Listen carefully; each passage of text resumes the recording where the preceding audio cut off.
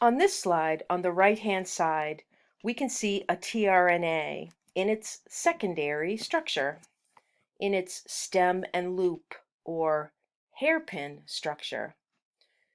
The interesting thing about tRNA molecules is that they all assume 3 hairpin loops. They get into what we call a clover leaf formation in their secondary structure. Remember, they're not going to stop at this point. This molecule, this clover leaf, is going to fold up even more to produce that shape that looks a little bit like the number 7. But this is a nice drawing because it shows us the RNA molecule, all bent into this hairpin loop structure, all the way from its 3' to its 5' ends. Now, when it's in this secondary structure, it's easy for us to see, or it's easier for us to see, where the amino acid will be attached and where the anticodon is. So down here on one of the 3 loops, you can see the anticodon. This particular tRNA has an AGU for an anticodon. So this tRNA will only be able to bind to a codon that is a complementary match to this. So the codon will have to read UCA. That's the only codon that this molecule can bind to. And that ensures that the correct amino acid will be placed at that spot, at that particular codon. So since the anticodon is placed here, that means that the amino acid will be attached up here. tRNAs are actually relatively short pieces of RNA. They have between 75 and 85 nucleotides, generally speaking.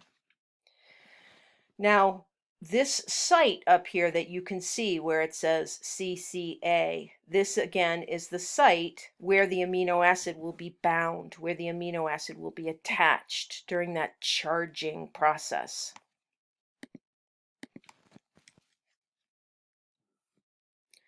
On this slide, we can see a drawing again showing the tRNA in its secondary structure. Remember, in reality, it's going to be in its tertiary structure. It's going to be in that 7 formation.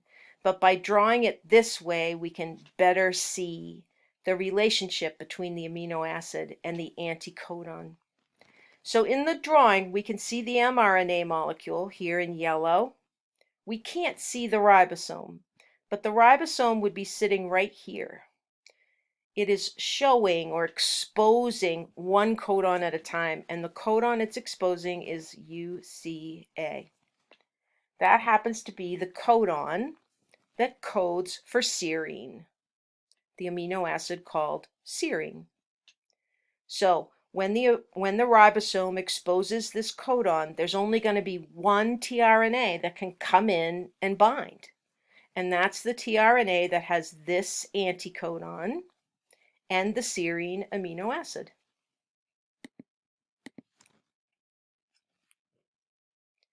Again, in reality, the tRNA looks like this. So it's a little harder to see the relationship between the 2 ends of the molecule, but here's the anticodon and here's the amino acid.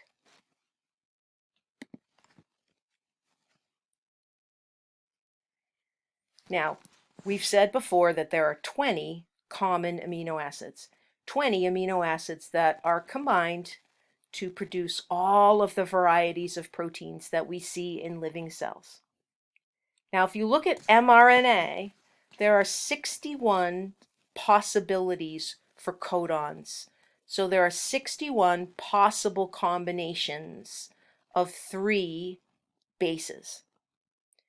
And if you look at tRNA, there are 40 anticodons. That seems odd. You would think that there would be the same number of anticodons as there are codons. This is something that Watson and Crick were very interested in when they were doing their work understanding the process of gene expression. It was Crick who proposed what we now refer to as the Wobble hypothesis. And that was the idea that multiple codons can code for the same amino acid. In other words, there isn't one codon per amino acid. There are actually multiple codons per amino acid. And these multiple codons tend to differ in the third position, the third base. This is called the Wobble hypothesis because the way Crick saw it, it allowed for a little bit of error in the system, a little error in the mRNA, or in fact in the DNA, in the form of mutation, without changing the protein that is created from a gene. Now, it doesn't allow for all mistakes. It only allows for a few mistakes to get by without changing the protein. And again, it's centered on the third base position in the codon. Let's take a look at an example of this from the genetic code. The amino acid called glutamate is coded for by two different codons, CAA and CAG. So if either one of these appears in the mRNA, a glutamate amino acid will be placed there. So let's think about what the DNA must have looked like. If the mRNA reads CAA, that means the DNA that it was made from has to be complementary to it. So the DNA must have said GTT. And then during transcription, an RNA was made that read CAA, complementary. And this, again, codes for glutamate. Now, imagine that the DNA experienced a mutation. And remember, all a mutation is a change in the order of the bases in the DNA. Let's say a mutation occurred and the DNA was changed to not GTT, but GTC. We had a change in this one base from T to C. Now, during transcription, the mRNA that's produced from this DNA would look a little different. Now it would read CAG, so it would be complementary to that new DNA. But if you look, that's still going to code for glutamate. So this is one of those occasions where we have a silent mutation. Is there a mutation in the DNA? Yes. The order of the bases has changed. Did that alter the mRNA that was made? Yes. The order of the bases is changed. But did that alter the protein? No, because the same amino acid was put in that position. This is what we call a silent mutation. It's a mutation that does not change the protein. This is an example of that Wobble hypothesis. There's a little room for error in this system, this genetic code. There can be some errors in the DNA that don't change the protein that comes from that gene. Let's take a minute now and think about the structure of the ribosome itself. Remember that ribosomes are composed of both protein and ribosomal RNA, or rRNA. All ribosomes look the same in that they have large and small subunits. However, those subunits are a little bit different in prokaryotic organisms and eukaryotic organisms. In other words, all living cells have ribosomes. All ribosomes have a small subunit and a large subunit. all of those subunits are made out of protein and rRNA, but in bacteria and archaea, the proteins, the rRNAs, are just a little bit different than they are in eukarya. So the eukaryotes have a slightly different structure to their ribosomes than the prokaryotes do. Remember though, each of the subunits has protein in it and rRNA in it. The two subunits have two different jobs to do. The small subunit is going to actually hold on to, if you will, the mRNA. The small subunit is the subunit that is exposing one codon after another after another. The large subunit is the catalytic portion of the ribosome. The large subunit is where new peptide bonds are being built. Peptide bonds are going to join one amino acid to the next, to the next, to the next in the polypeptide. On this slide, on the right-hand side, we can see a very strange looking molecule. This is a depiction of a ribosome in its tertiary structure, in its fully folded structure. And the reason it's drawn like this is because they want to show us the very elaborate three-dimensional structure of both the protein and the rRNAs. This is the small subunit of the ribosome, and this is the large subunit. So we would see the mRNA molecule sort of snaked right in between them if we were in a living cell. This blue molecule here represents a tRNA. This green molecule here represents a tRNA. And this red one here represents a tRNA. So what this diagram is showing us is that multiple tRNAs are going to be interacting with the ribosome at any one time. And that's what we'll talk about now. If you take the large subunit of the ribosome and you cut it in half, you will see in the interior three separate tunnels or channels in the center of that large molecule. We give these names. There's what we call the A site, the P site, and the E site. So the A site, which is depicted over here on the right, this is the site where an activated or a charged tRNA first enters. So this tRNA would have an amino acid attached to it. The P site is where a tRNA has its amino acid attached to the growing chain of amino acids. In other words, where the peptide bonds are being made. This is also the site where the growing polypeptide is being held. It's emerging from this site. The E site, which is shown over here on the left, this is the site that holds the tRNA that has just had its amino acid removed. And this tRNA is ready to exit the ribosome, hence the E. So it turns out that these three channels are going to hold three different tRNAs at the same time. And as the ribosome moves forward on the mRNA, as it goes from codon to codon to codon on the mRNA, these tRNAs will be shuttled from one channel to the next, to the next, to the next until they leave.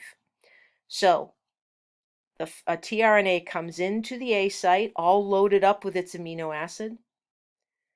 When the ribosome shifts, it moves into the P site. This is where that polypeptide will be snaking out of, where peptide bonds are being made. When the ribosome shifts, it'll move into the E site. It's now had its amino acid removed, so it's ready to exit the ribosome and get charged up again. tRNAs get used over and over again. On this slide, we can see a different depiction of this same internal structure of the ribosome. So what you're looking at here, this yellow strand is the mRNA molecule. And they've shown us the order or the sequence of the bases in this mRNA. The golden molecule here, this is the ribosome. This is the small subunit. It's sort of holding or exposing the mRNA. And here's the large subunit. And here are those three internal channels, A, P, and E. And up here we can see where the polypeptide is. It's also sitting in a channel. And you can see that right now there's 1, 2, 3, 4, there's 5 amino acids up here. So the polypeptide is growing. So an aminoacyl tRNA came in to the A site. And you can see that this red tRNA is attached to an amino acid. It's attached to alanine. Right now, the tRNA, the red one, has come in because this codon was exposed. So the exposed codon sits right in line with the A site. There is a codon-anticodon match, a complementary match. So in comes the red tRNA with its alanine attached. Now the ribosome is going to shift. It's going to go over one to the next codon. And in that process, what's going to happen is this alanine is going to be removed from this tRNA. The tRNA moves over into this site, and the alanine will be attached or bound to this serine with a peptide bond. Then the ribosome will move again, and this red tRNA will now be in the E site, and then it will exit and get charged up again. So all 3 sites in the large subunit are going to be occupied at once during translation. As the new aminoacyl tRNA comes into the A site, what was in the A site is going to move to the P site. What was in the P site is going to move to the E site, and so on and so on. At the A site, the incoming aminoacyl tRNA is going to interact with the codon to anticodon.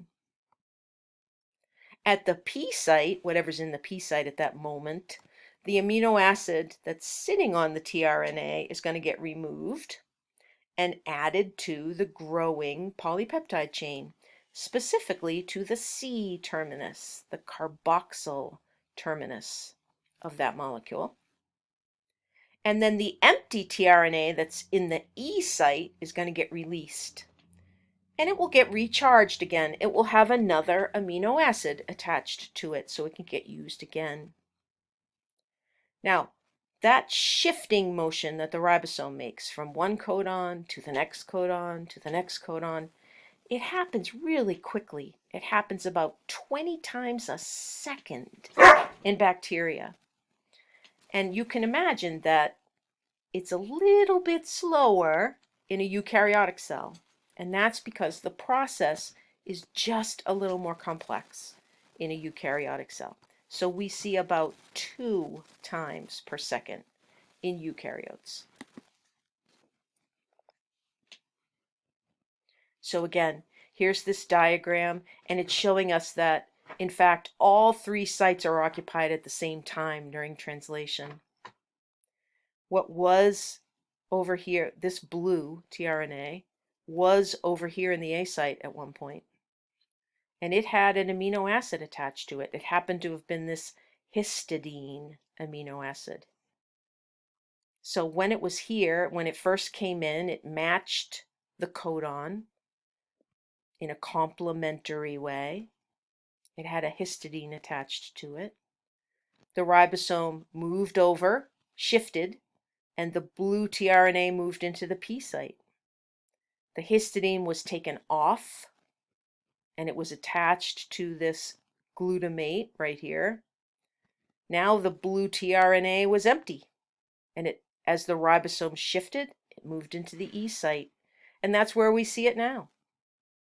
It has no amino acid on it anymore. It's done its job, so it will then move out of the E site, and it will be charged up again.